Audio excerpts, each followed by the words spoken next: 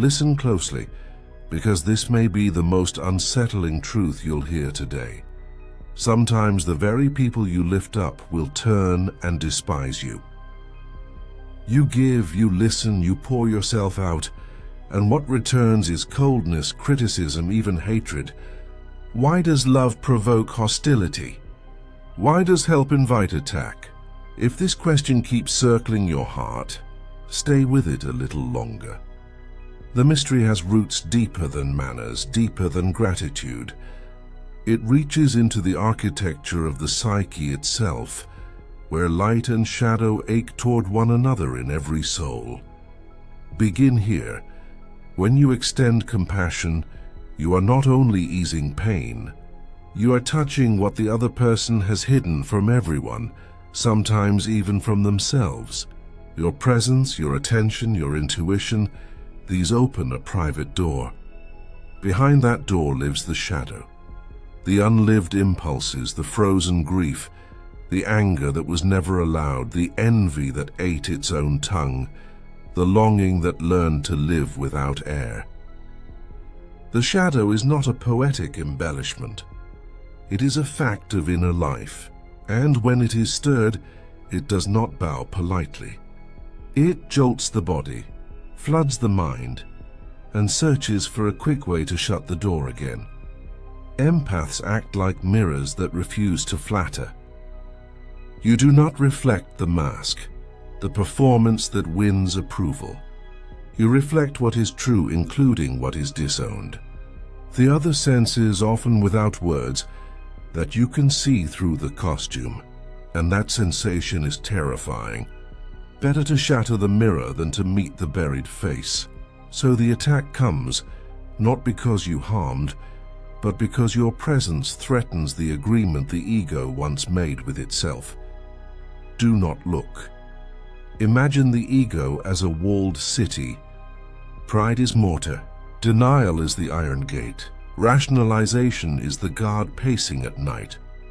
Most visitors are admitted only into the clean market streets where the city looks safe and orderly. Yet when someone deeply attuned arrives, the gate swings open without permission. Memories slip from their cellars. Rage, grief, dependency, long pressed down, rush the square. And who is blamed for the chaos? Not the ruler who built the dungeons, but the visitor whose footsteps happen to open the gate. This is projection. The psyche cannot easily own what scorches it from within, so it throws the heat outward and paints another person with its colors. The empath becomes a canvas for the unadmitted story. The hostility you feel is a displaced war, a storm blown from another climate. Tragically, the sensitive person often inhales that weather and believes it means something about their worth. It does not. It is the mirror being smashed, for being honest. There is another layer. The helper is not always free of the drama they are entering. Many who give endlessly do so because they once felt invisible, or because tending others kept them from meeting their own pain. The gift and the wound can travel together. To heal can be a way to avoid being healed. When rejection arrives, it cuts where that wound already lives, and the sting doubles. The other's projection and your own old ache. The old stories knew this pattern. Somewhere in every culture stands a figure who carries medicine and curses at once. The healer who is welcomed by some and hunted by others. The one whose touch awakens feeling and whose presence exposes pretense. To bring light is to summon shadow. To invite truth is to invite resistance. The psyche preserves what it believes kept it alive. If hiding kept me safe, says the ego, then the one who unmasks me must be dangerous. I have watched this unfold in the quiet room where people come to speak plainly. A person approaches the edge of a truth they have run from for 20 years. They taste it on their tongue. They tremble. And then the rage flashes toward the nearest target.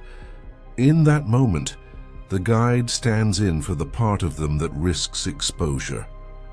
The hatred is not about the guide. It is about the cliff they are standing on. Another session, a different face, but the same wind. The moment help draws near, the old guard inside shakes its spears. Dreams speak with the same clarity. Someone thirsty meets a luminous figure who offers a cup of water. They drink, and their longing wakes like a sleeping animal. Frightened by its power, they smash the cup. The gift was not the problem. The awakening was. Every encounter with real help asks a terrible question. Are you willing to live without your old protections? If the answer is not yet, the giver becomes the enemy. If the answer is almost, the giver becomes a riddle the dreamer cannot stop thinking about. We must also consider envy and pride. To receive aid means admitting need. Admitting need rubs the ego raw. Some would rather declare you arrogant, intrusive, or false than face the humiliation of dependency. Others carry a secret admiration for your sensitivity, and that admiration, unowned, hardens into resentment. The attack may hide a wish. I want what you embody, but to want it exposes my lack, so I will call you foolish instead. Many a cruel sentence is only a shield protecting a fragile ideal. There are archetypal roles that pull this drama forward like tides. The rescuer is magnetized to the victim. The victim resents the rescuer for revealing their weakness. Beneath the victim, a hidden tyrant frowns at any authority that is not its own. Help the victim and you may awaken the tyrant. Another figure dances through this field, the trickster.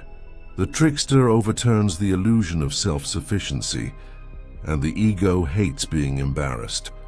Without intending it, your care can play that role, and the one who feels exposed may strike to restore their pride. There are also inner figures, the anima and animus, that shape attraction and hostility. One person may project their ideal of tenderness onto you and then attack you for making them feel exposed. Another may project their inner critic onto you and insist you are controlling. In both cases, the storm belongs to an invisible character. You merely walked onto their stage. If you leave, the play continues with a different actor. The script was written long before you arrived. Now turn inward. Ask with courage, why do I keep stepping into certain fires? Did I learn early that love arrives when I am useful? Did I grow up reading the room like scripture? Because no one read me. Do I take on burdens whose weight whispers, see how good I am? To recognize these patterns is not an indictment. It is the beginning of freedom. When you know your own shadow, you are less susceptible to carrying someone else's. When you tend the wound that keeps volunteering you for rescue missions, your generosity becomes clean again. Boundaries are where much of this alchemy happens. Without them, empathy becomes invasion. Intention does not protect you from impact. A person who has not invited depth may experience your tenderness as intrusion, your questions as possession, your presence as a trespass beyond their skin. With boundaries, love stays love. Without them, love can feel like theft. The art is to help without rescuing, to feel with without dissolving into, to mirror without becoming the mirror. Sometimes the kindest act is to step back and let another person meet themselves without you standing in the way. And still, even with care and clarity, resistance will come. That is not failure.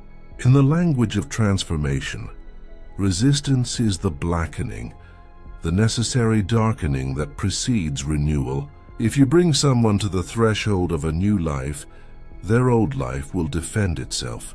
Sometimes it must, for changes made too soon fracture what they were meant to heal. Patience is part of compassion, refusing to force awakening, refusing to mistake turbulence for verdict. You can keep the lamp lit without pressing it into anyone's eyes. There is a further pattern, as ancient as ritual.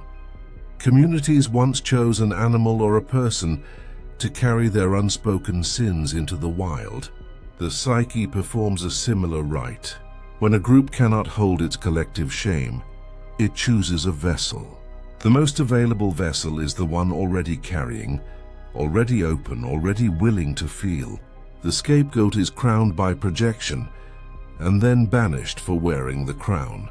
If you have ever been blamed for what everyone secretly felt, you know the weight of that invisible ceremony. What then is to be done? Not hardening into indifference, not bleeding out in martyrdom. There is a third way: stand rooted. Practice the clean separation between what is yours and what is not.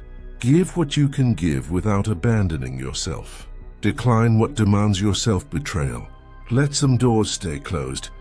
Let some storms pass without you at their center. This is not unkindness. It is respect for the other's path and for your own. You are not the savior of every story you enter.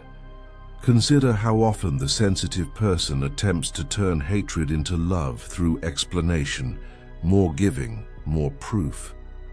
That is a trap. The need to convert another's perception keeps you tied to their weather. Real freedom arrives when you no longer require vindication to remain whole.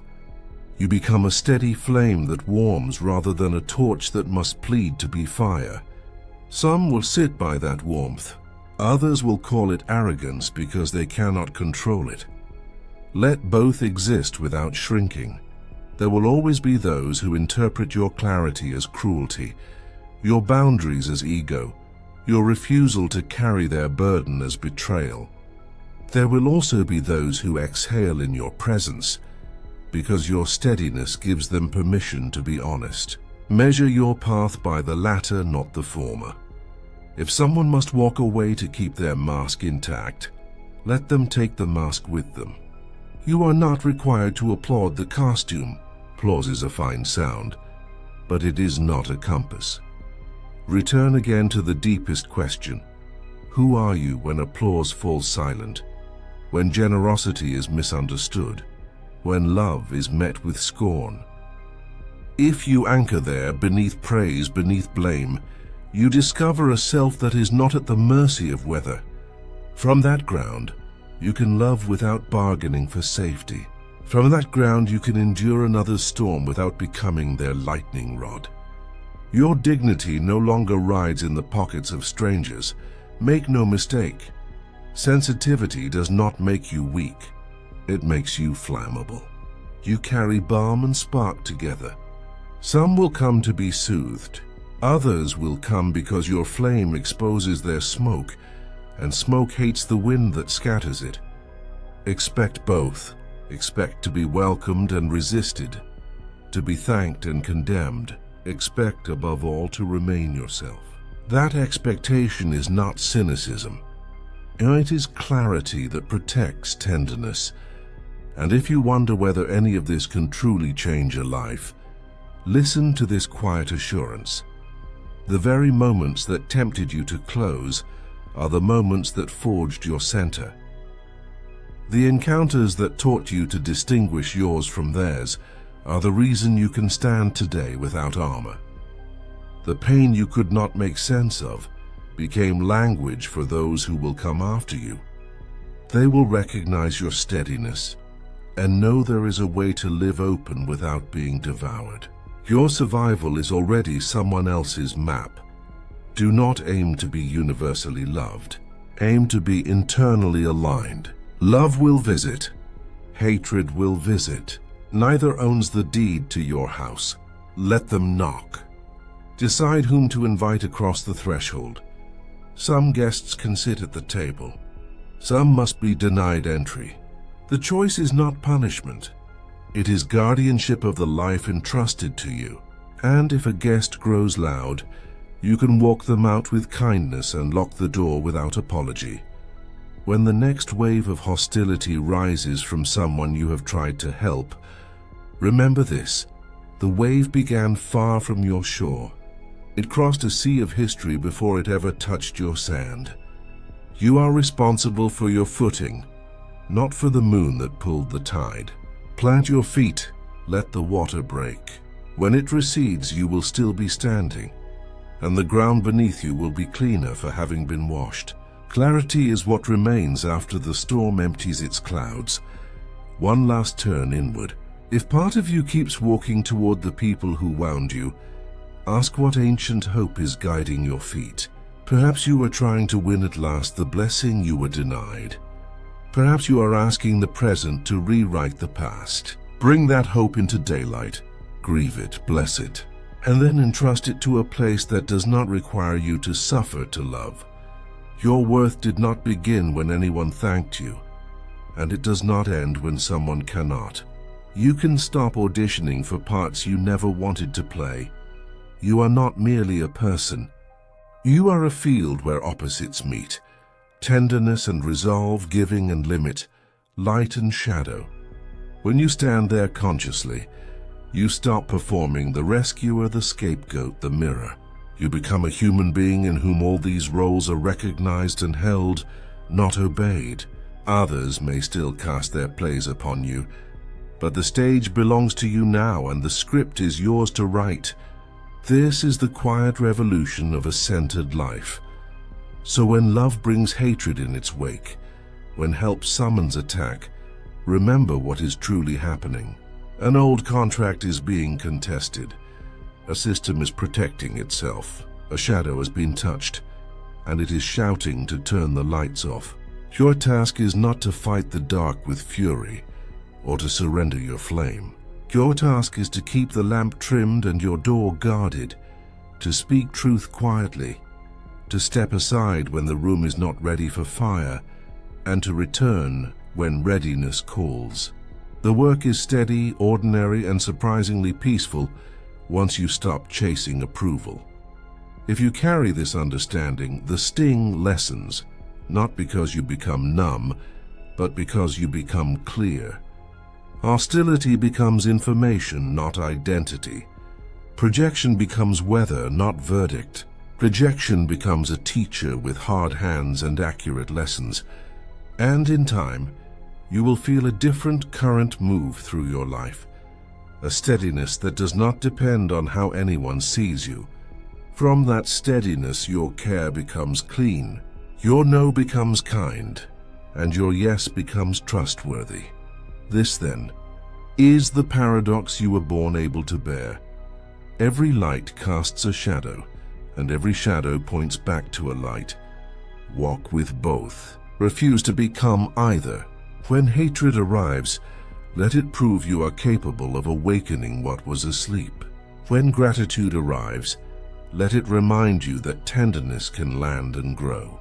But keep your center deeper than both, and you will remain free enough to love, brave enough to be disliked, and wise enough to know which burden is yours to carry, and which must be set down before it crushes you. Before we part, consider 3 simple truths that rarely fail. First, what erupts in another after your kindness is a message about their history, not a judgment of your soul. Second, you cannot make anyone ready to see what their defenses forbid. Timing belongs to larger tides. Third, love offered with boundaries can survive both welcome and rejection because it does not wager itself on either. Hold these quietly. Let them season your speech and steady your hands, and now breathe. The world does not need you to bleed to prove your heart. It needs you awake. It needs you anchored enough to notice when you are being turned into a screen for someone else's film, and agile enough to step aside without resentment. It needs you willing to say, "I will walk with you, but I will not walk for you." It needs you steady enough to offer warmth without shrinking from the cold air that sometimes follows. This is not dramatic. It is daily. You will meet people who break the old pattern and surprise you with gratitude that grows into reciprocity. Let them in. You will meet others who, at the edge of insight, fling stones and run. Let them go. You will meet versions of your younger self in both, and you will practice mercy for each. The longer you live from your center, the more your life becomes a quiet invitation rather than a loud argument. Those who can hear will hear. Those who cannot were never yours to convince. Someday the person who once called you dangerous will circle back softly onto a different stage with different lines. They will say, "I see more now," or they will say nothing and simply sit nearby without armor. Do not demand an accounting. If repair is possible, let it be humble. If not, let the past be finished. Your task was never to win every heart. Your task was to remain faithful to your own. And if you are listening with tears because this description is too exact, let that be a sign of recognition, not defeat. You are not broken for being sensitive. You are simply wired to register the weather that others ignore. Your gift is not to carry every storm, but to notice it and choose wisely where you stand. There is a kind of courage that looks like softness to hurried eyes. It is the courage to stay open without falling apart. So walk on. Where love is welcome, let it deepen. Where hatred wakes, let it teach and pass. Where projection hunts for a host, step aside. Where your old wound tries to volunteer you for roles you no longer play, place a gentle hand on your heart and decline. The more you practice this, the more your life will feel like a clear bell. Struck sometimes by harsh hands, yes, but ringing true on its own terms. The note you are is enough. If you remember nothing else, remember this. You are not responsible for keeping another person from meeting their own shadow. You are responsible for tending the flame you carry. Keep it trimmed. Keep it real. Let it light the path for those who are ready. And let it be a small star in your sky when the night is loud. In that light, hatred loses its teeth. Gratitude becomes a quiet companion. And you, unmoved at your core, keep walking toward what is true. Carry this with a tender fierceness. You are allowed to love and to stop, to offer and to refuse, to witness without absorbing, to care without collapsing. When confusion returns, place your hand on your chest and listen. The heart knows the difference between compulsion and calling, and it will guide you home when you let it.